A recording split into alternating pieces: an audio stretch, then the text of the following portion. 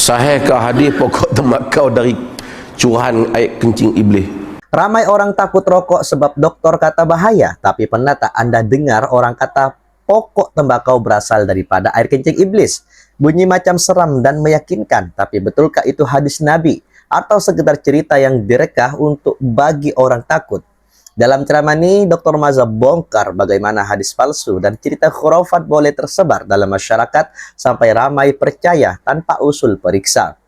Yang lebih mengejutkan, ada penceramah sanggup reka cerita agama semata-mata nak bagi orang syok dengar ceramah. Selamat datang di channel Rofiki TV. Mari kita dengarkan jawaban dari Dato' Dr. Maza. Kita mulai videonya dari sekarang.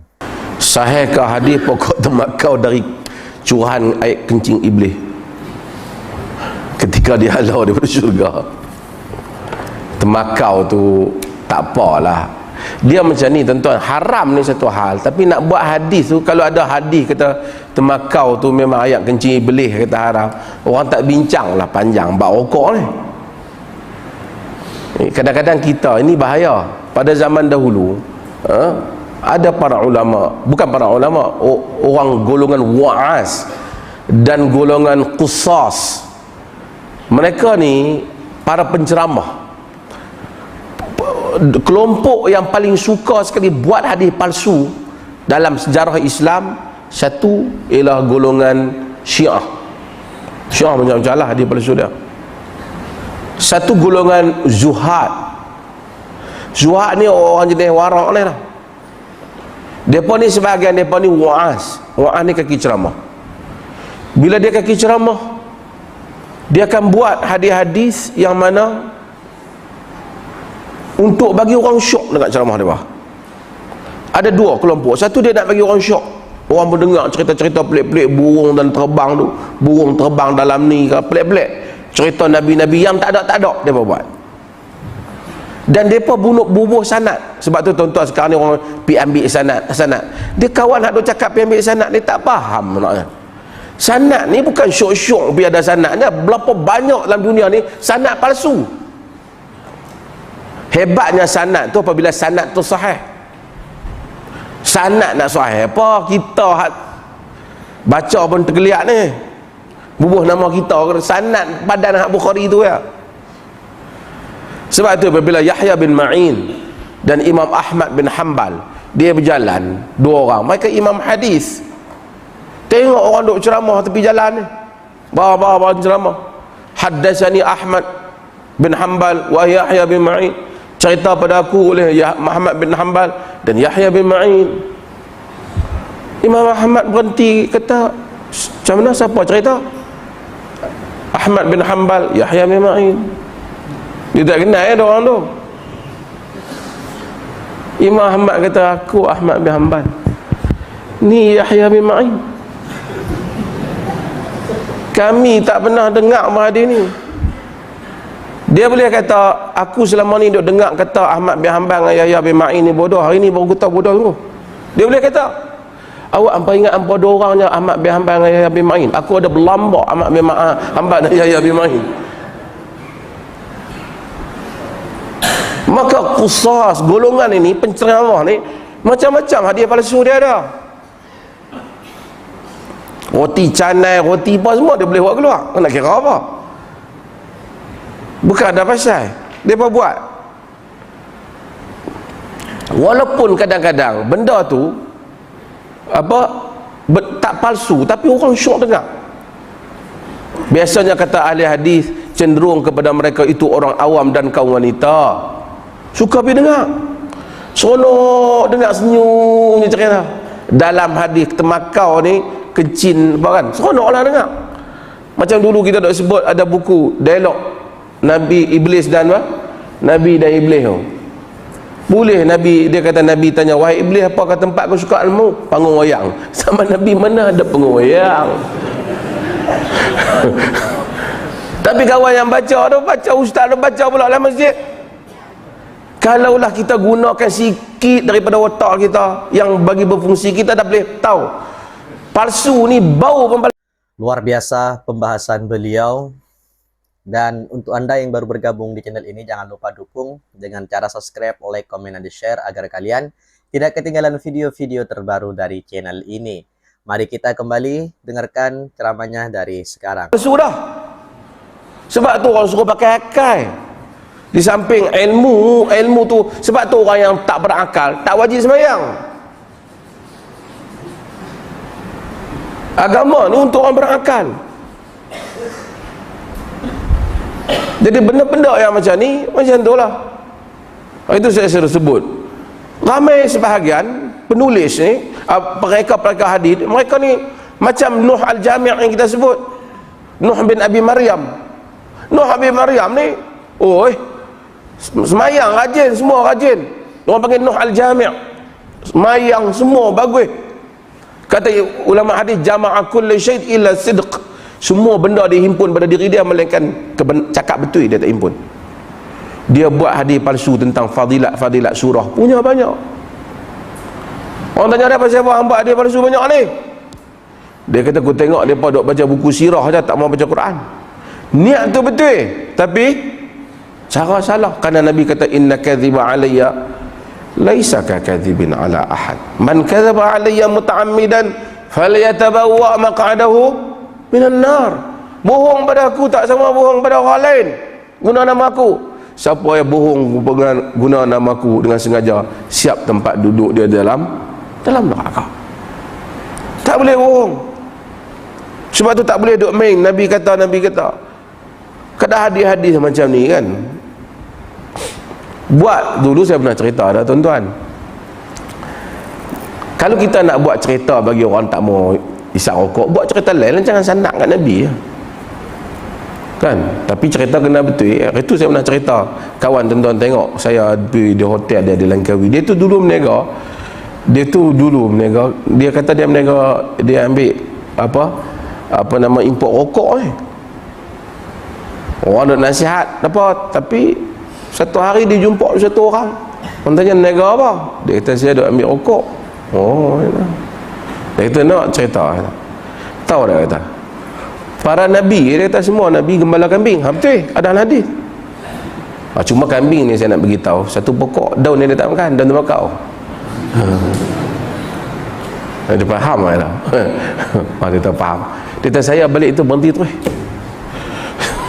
Dia tak kata hadis pun kan, cuma dia kata kambing ni satu daun dia tak makan, daun tembakau.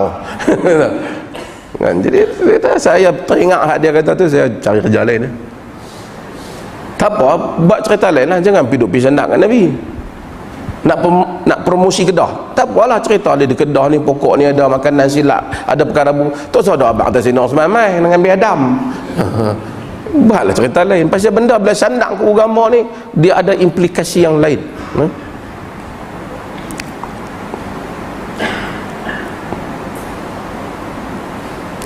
Bolehkah syaitan menyerupai orang lain lalu dia mengaku dia Rasulullah? Boleh ya. Ini disebut oleh Al-Hasan bin Ali. Dia menyerupai orang lain, bukan dia menyerupai Rasulullah. Dia menyerupai orang lain tu, bukan dia menyerupai Rasulullah. Syaitan tak boleh menyerupai Rasulullah. Nabi kata, fa inna syaitan la yatamatsalu bi. Syaitan tak menyerupai aku. Tapi syaitan pergi menyerupai orang lain. Orang sangka Nabi kita tak pernah tengok, tambah orang Melayu. Tengok jubah ada janggut putih, serban lagi, pegang tongkat, tok alim sah kan. Jadi syaitan boleh menyerupai, ambil mana lelaki mana. Wallahu a'lam. Ada soalan last? Ya. Silakan.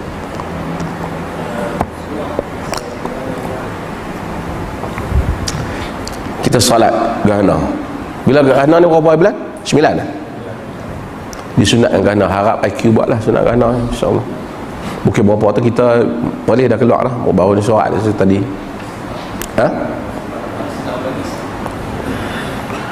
Disunatkan ayat daripada ayat-ayat Allah. Agama ni dia buang khurafat. Orang dulu bila gerhana dia percaya matahari telan bulan, bulan telan matahari, dewa-dewa bergaduh. Tapi bila mari agama buang khurafat. Agama terus bagi tahu yang ni tanda-tanda dia kebesaran Allah Taala. Penciptaan alam dia tak ada apa. Bukan balik kekaguman pada bulan dan matahari, tapi balik pada Allah. Alhamdulillahirrabbilalamin. Akhirnya kita sudah bersama-sama menyaksikan, menyimak dan juga mendengarkan sebuah nasihat, sebuah ceramah, sebuah kajian yang sangat-sangat luar biasa, yang mana disampaikan langsung oleh guru kita tercinta, yaitu Datuk Dr. Maza, yang mana beliau mempunyai manhaj syalaf atau mempunyai pemikiran manhaj syalaf, yaitu yang mengikuti Al-Quran dan As-Sunnah. Dan kita sudah menyaksikan penjelasan beliau yang sangat luar biasa. Dan insya Allah banyak sekali ilmu-ilmu yang akan kita dapatkan, meskipun kita mungkin berbeda pandangan. Jadi kita harus menerima perbedaan madhab dan sebagainya. Oke, dan kali ini saya akan sedikit mengomentari apa yang sudah dijelaskan oleh Datuk Dr. Maza. Ceramah daripada Dr. Maza kali ini memang membuka mata ramai orang tentang bahayanya menyebarkan hadis palsu semata-mata nak bagi ceramah nampak menarik dan sensasi. Kadang-kadang kita terlalu mudah percaya bila dengar cerita agama yang pelik-pelik. Sedangkan bila diperiksa langsung tak ada sumber yang sahih. Antaranya cerita kononnya pokok tembakau berasal daripada air kencing iblis. Bunyinya memang dramatik. Tapi masalahnya, adakah benar Nabi pernah sebut? Inilah yang Dr. Maza coba tekankan. Dalam agama, niat yang baik tak boleh menghalalkan cara yang salah. Ramai orang suka dengar cerita luar biasa sebab ia mudah tarik perhatian. Lagi pelik cerita tuh, lagi cepat orang kongsi. Tapi dalam bab agama, kita tak boleh main sedap mulut sandarkan sesuatu kepada Rasulullah Sallallahu Alaihi Wasallam. Sebab berdusta atas Nabi bukan dosa kecil. Nabi sendiri dah beri amaran keras tentang orang yang sengaja mereka-reka hadis. Bila sesuatu cerita itu disebarkan atas nama agama sedangkan ia palsu, kesannya bukan kecil. Orang akan percaya benda yang tak benar. Kemudian lama-lama ia dianggap sebahagian daripada ajaran Islam.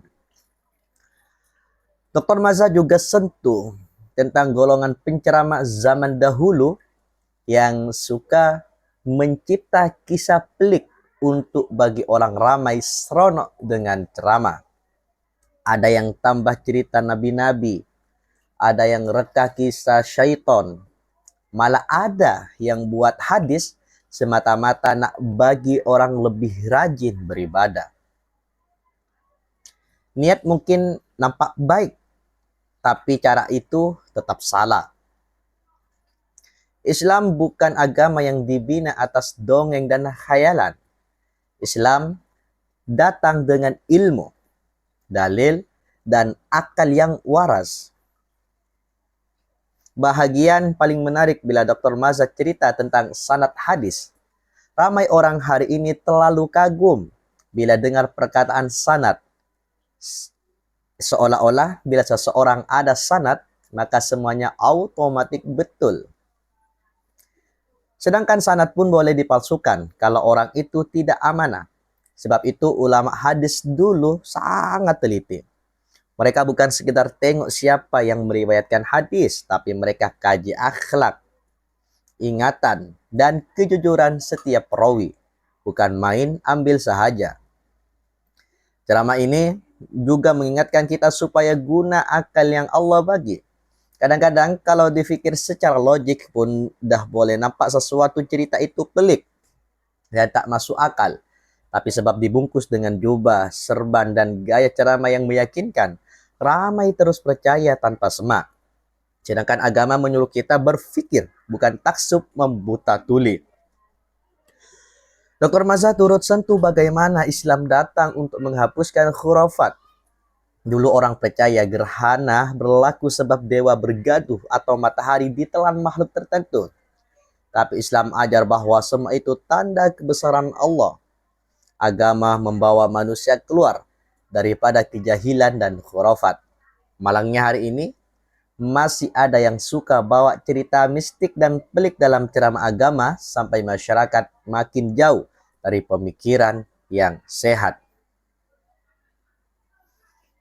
Sekian komentar singkat yang perlu saya sampaikan terhadap ceramah atau pembahasan yang sudah disampaikan oleh Dr. Maza. Bagaimana tanggapan kalian terhadap ceramah yang sudah kita dengarkan bersama dan kita saksikan bersama? Silakan tulis di kolom komentar. Dan saya mengharap untuk Anda, mari kita berdiskusi mengenai dalil-dalil, mengenai keilmuan tentang apa yang sudah disampaikan oleh Datuk Dr. Maza. Berbeda itu indah, jangan dijadikan sebuah perpecahan. Mohon maaf apabila banyak sekali kekurangan dan kekhilafan. Wassalamualaikum warahmatullahi wabarakatuh.